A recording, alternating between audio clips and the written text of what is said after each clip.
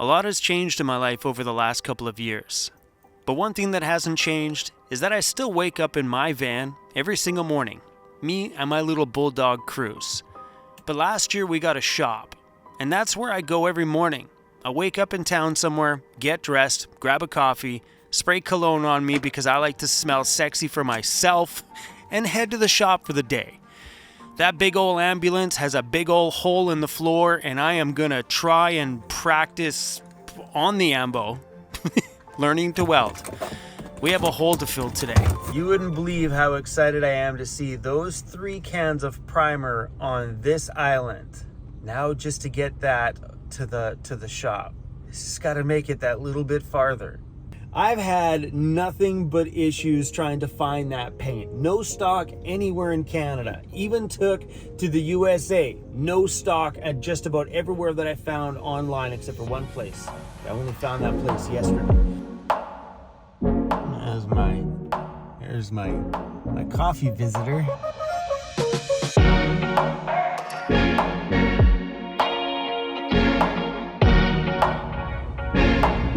It is cold outside this morning. I think it's like -6. And it is icy out here. Well, I guess this is why you wear coveralls, huh? They were pristine prior to me taking on that little rust preventative project yesterday. I guess better this than wrecking my shirt. Oh, I got it on my shirt too. There's no all over my shirt. That's the new one. That's right. I got these made because I figured if I'm going to work on the beast, I might as well wear the beast shirt. This is a mess.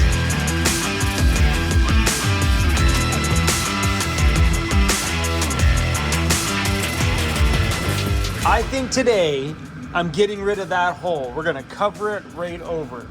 Do I know what I'm doing? No. Do I have to bend some metal in order to get it in there? Yes. Is it gonna look fancy? I don't know yet.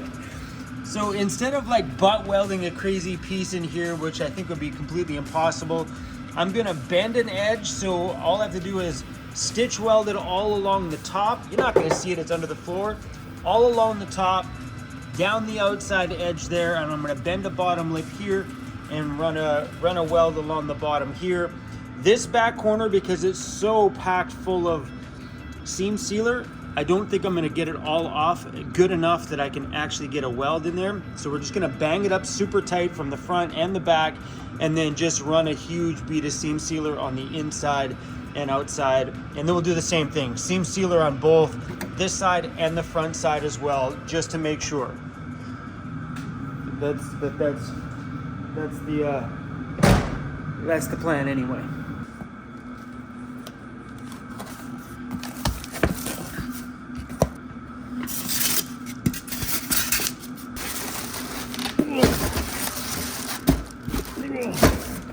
Okay, that's heavy. I got the big tools now, baby.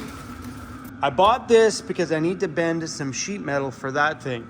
This is an 18 gauge brake, meaning that it can do anything up to 18 gauges. An 18 gauge is exactly what I am running for all the body work on the ambo, so it's absolutely perfect. Hey? So I'm not really sure. If I bang this out enough, I might be able to just do it. Yeah.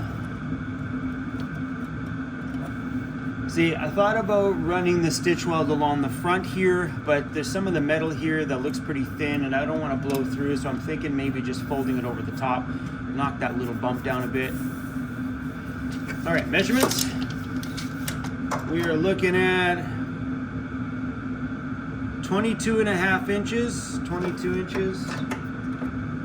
We're using this really cool Milwaukee shear just to keep down on the work using my hands. That's it. It's just little cuts at a time. Yeah. This is my second time using this tool. The first time I had a bit of a struggle to get used to it. It gets all about the certain angle you're on. I don't know. Oh, like butter. Are you serious?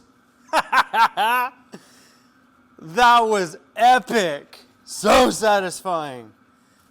So I wonder if it was the stability of it before. Maybe it was just vibrating too much and I couldn't quite get a grip on it. So we're gonna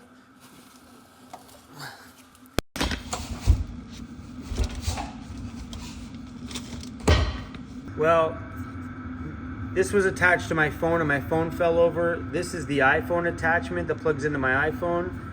This piece broke. This little, damn it. I wonder how long it's gonna take to order one of these in the mail. This sucks. So I went online and I found some replacements for those plug things. They're $12 US from the DJI website, so we'll see how long that shipping's gonna take. But that sucks, man. I was excited about those mics.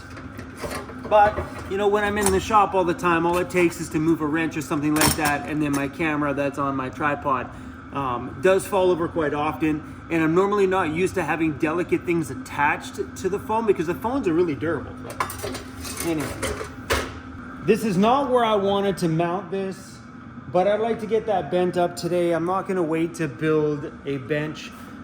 I have a plan on taking this area over here and making it into a place where I can do grinding and metalwork stuff, because over there where my bench vise is where I seem to be doing my grinding and stuff. So, and it's getting all over the wall and things like that. So I'm going to attach a vise to another bench there and turn that into pretty much a place to put that metal brake, a bench vise. This is where the welder is going to be, you know, just an all in all an area for, you know, metal things. But for today, we're going to put some screws in this big beautiful table of mine because I want to check this thing out. There we go. I think that's the ticket.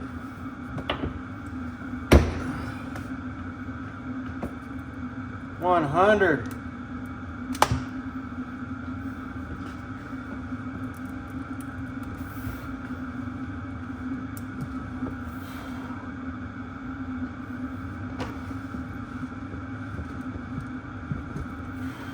I'm gonna need to secure the bottom here in all the holes because it does put a fair amount of torque on that bench. But let's go.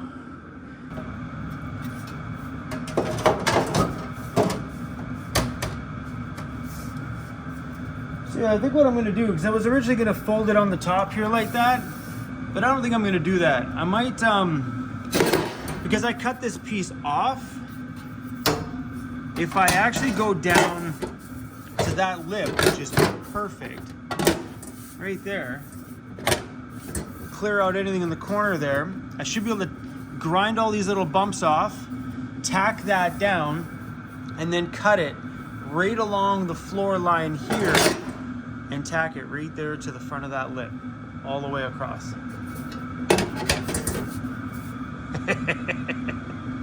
Sweet.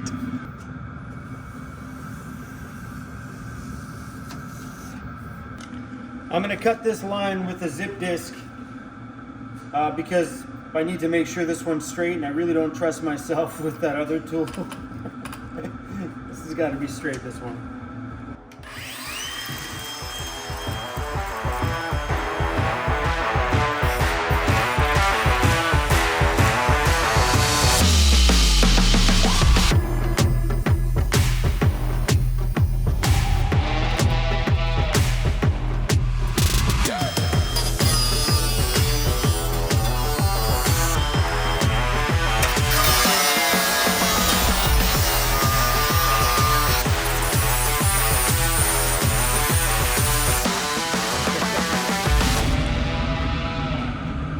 All right, we got holes drilled all the way through it, which should help make it easier to spot weld in there.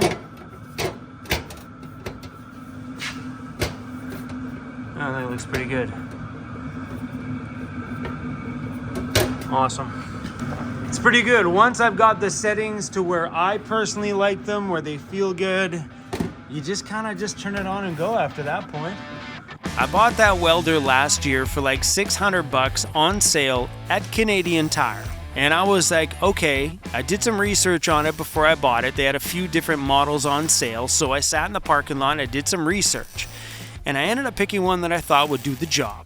And it's doing a great job. And learning how to weld is something that just made sense to me when my home is made out of metal. So, well, it would make sense to do some home renovations. You better learn how to weld. Yeah, it just made sense to me. These welds started to get bad, and I'm like, what's going on with me? And well, it turns out we're out of argon. Well, that didn't work out. Took me a whole hour round trip to go to the next town over to go fill up that tank of argon mixed gas so I could keep going. And the guy's like, yeah, you're gonna have to come back tomorrow morning, 8 o'clock in the morning, because we don't have any more full ones left. So that's a pause on this project. Hey, it's just about good enough as it is. Better than a haul. Oh well, I don't mind. We'll pause. We'll pause the project. You're sitting all pretty. Are you looking for some food? Want some food? Want some food? I'm normally used to putting it down here, but there's that thing there. Cruzy's having some emu, yep, the big bird, and rabbit. And while I was away, I think this is the big box I've been waiting for. Oh, we got 3 aerosol cans in here. 1.